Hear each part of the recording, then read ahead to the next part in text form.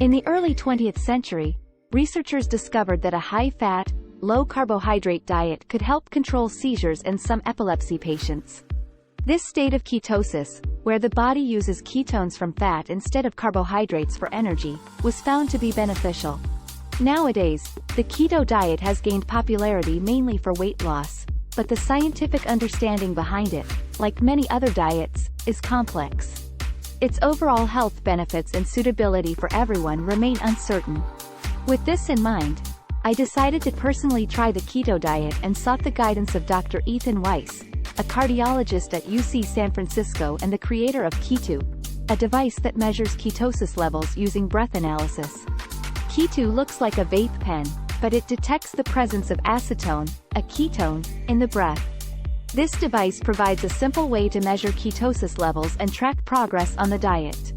The hope is that using Keyto will encourage people to consume less sugary and refined carbohydrate-rich foods. It's important to note that making significant nutritional changes like adopting the keto diet should be discussed with a healthcare professional. However, personally, I feel comfortable being on this diet and would even consider it for my children and patients. To begin my keto journey, I used the Keyto device to determine my baseline ketosis levels.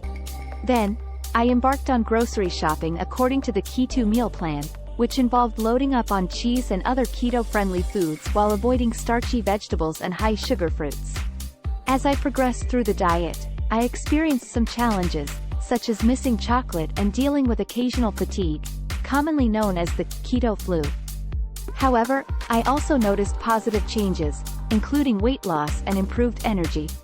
There is no evidence suggesting that keto is superior to other diets for weight management. All diets work by reducing calorie intake, including keto. It's essential to consider the potential influence of cultural identity and beliefs surrounding the diet, as they can sometimes overshadow scientific evidence.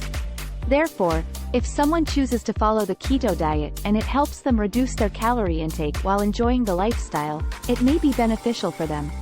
However, individual blood work results can vary, as illustrated by the experience of Cape, co-founder of the healthcare company 98.6, who faced negative impacts on blood work due to certain changes in his keto diet, such as consuming bulletproof coffee and excessive cheese.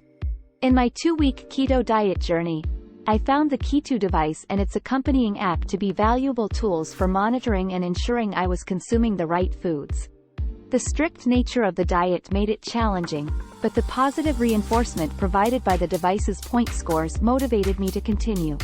While the initial days were difficult and left me feeling unwell, by the second week, I started noticing positive effects, such as weight loss and increased energy levels throughout the day. Ultimately, my experience on the keto diet taught me the importance of eating at home and paying closer attention to what I put into my body. Moving forward, I plan to adopt a diet that is lower in sugar but offers more flexibility than keto. Overall, this experience has helped me develop a better understanding of my dietary choices and their impact on my health.